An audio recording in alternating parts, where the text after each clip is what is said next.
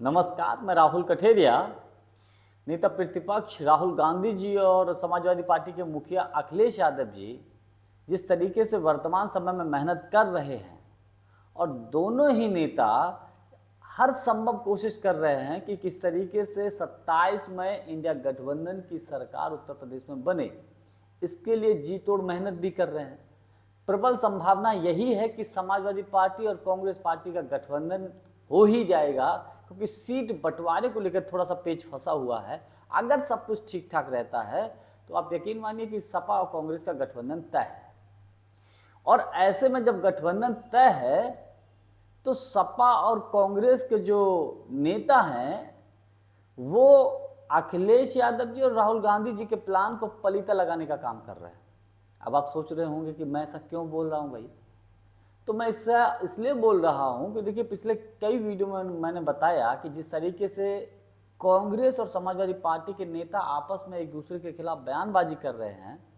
अभी तक तो सिर्फ बयानबाजी ही कर रहे थे, अब तो एक साथ एक जगह पर बैठकर खुलेआम उनकी जो है जो झगड़ा है, जो नाराजगी है, वो जग जाहिर हो गई। मामला है सहारनपुर के सांसद इमरान मसूद और समाजवादी पार्टी के एमएलसी आशु मलिक के बीच का।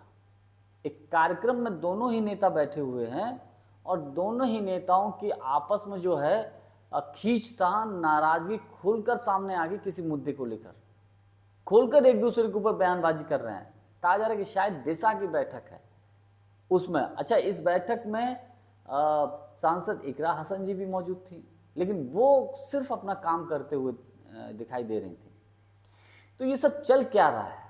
मुझे लगता है कि राहुल गांधी जी को, अखिलेश यादव जी को अपने नेताओं पर कंट्रोल करना चाहिए। भाई, आप लोग जो मेहनत कर रहे हो, इस मेहनत को अगर सही तरीके से जमीन पर इम्प्लीमेंट नहीं किया गया, लागू नहीं किया गया, तो पलीता लगा देंगे ये नेता। भाई, बनी बनाई आपकी जो है मेहनत पे पानी फेर देंगे, क्योंकि इसका सबसे अधिक फायदा किसको होगा? इसका सबसे अधिक फायदा तो भाजपा को होगा। जब गठबंधन के सहयोगी दलों के या गठबंधन के नेताओं में, कार्यकर्ताओं में आपस में जब सामंजस्य ही नहीं होगा, जब उनके नेता इस प्रकार से झगड़ रहे होंगे सार्वजनिक तौर पर, तो उसका मैसेज क्या जाएगा? भाजपा तो उसी ताक पर बैठी है भाई। बीजेपी तो इसको इस तरीके से प्रचारित करेगी, देखो भैया ये आपस में लड़ रहे हैं, तो ये उत्तर प्रदेश क्या खाक चलाएंगे? जब ये मुख्यमंत्री बन जाएंगे तो एक दूसरे की टांगी खींचेंगे, अगर इनकी सरकार भी बन गई।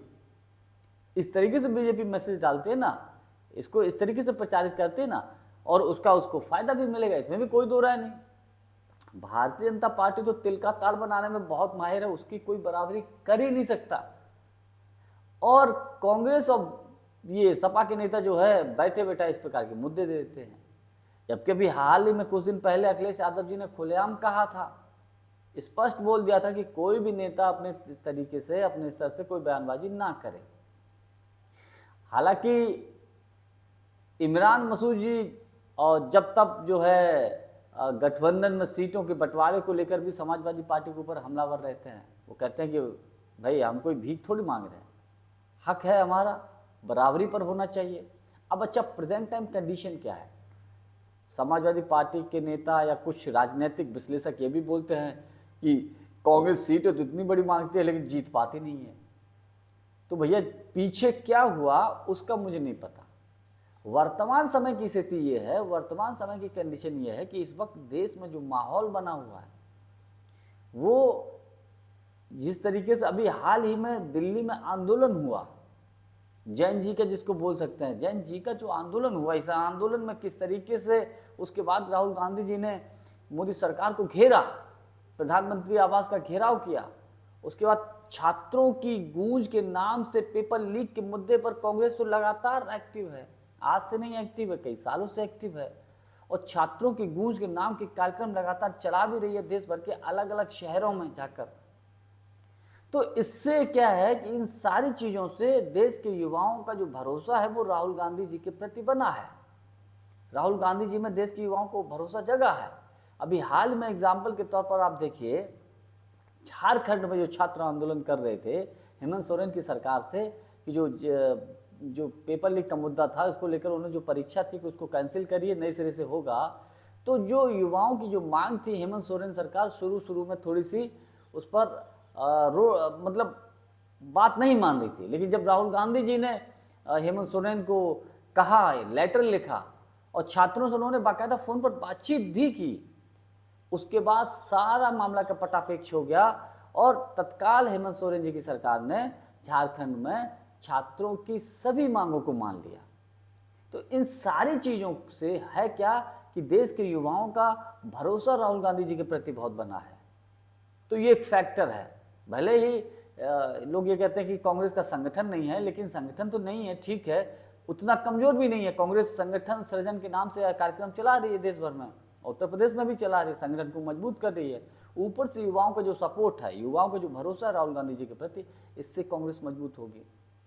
दूसरा एक एग्जाम्पल ये है कि देखिए, अभी तक क्या होता था कि जो चाहे देश भर में किसी भी क्षेत्र में हो, जो मुस्लिम समाज है वो ये सोचता था कि भाई क्षेत्रीय दल जो होते हैं वो हमारा एक तरीके से बहुत बड़ा सहारा है, बचाव कर लेते हैं। केवल जब लोकसभा का चुनाव होता है तब कांग्रेस की तरफ देखते हैं। लेकिन अब परिस्थितियां बदल रही हैं, परिस्थितियां ऐसी बदल रही हैं। अब एग्जाम्पल के तौर पर आप देखिए, अभी तेजस्वी यादव जी ने जब बिहार में राजभवन कूच किया, उनके कार्यक्रम में कोई पहले जब कार्यक्रम होते थे तो लाखों की संख्या भीड़ हो जाती थी। आरजेडी का जब कार्यक्रम होता था, लालू यादव जी जब कॉल करते थे और मुस्लिम समाज बढ़ चढ़कर हिस्सा लेता था। लेकिन अब देखिए तेजस्वी यादव जी का जो कार्यक्रम हुआ था, कहा जा रहा मुश्किल से 10,000 के आसपास भीड़ होगी और मुस्लिम समाज की जो उसमें भागीदारी थी वो ना के बराबर थी।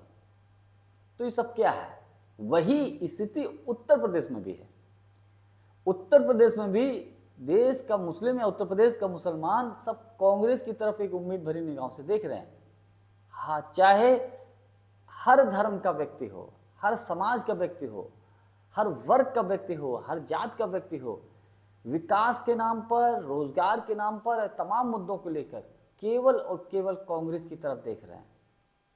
तो जब कांग्रेस की तरफ देख रहे हैं तो जाहिर सी बात है भैया कि समाजवादी पार्टी को भी इन चीज़ों को समझना चाहिए, अपने नेताओं पर कंट्रोल करना चाहिए और मुझे लगता है कि कांग्रेस पार्टी को भी अपने नेताओं पर कंट्रोल करना चाहिए और साथ ही साथ जो बयानबाजी को लेकर जो चीज़ें चलती रहते हैं इन पे कंट्रोल करके सब एकजुट रहें, खुलेआम इस तरीके की चीज़ें ना हो। और जिस तरीके के देश भर में माहौल है कांग्रेस के पक्ष में है, इसमें कोई दो राय नहीं। तो मुझे लगता है कि अगर मिलजुल कर सब काम करेंगे तो सब कुछ बेहतर से हो जाएगा। और अगर ये इस तरीके से काम करेंगे जो इमरान मसूद और आशु मलिक के बीच में देखने को मिला है, तो इससे तो फिर मुझे लगता है कि आने वाले वक्त में नुकसान ही होने की अधिक संभावना है, फ़ायदा कम। जानकारी हमारी आपको कैसी लगी कमेंट्स करके हमको जरूर बताइएगा। बहुत बहुत धन्यवाद। नमस्कार।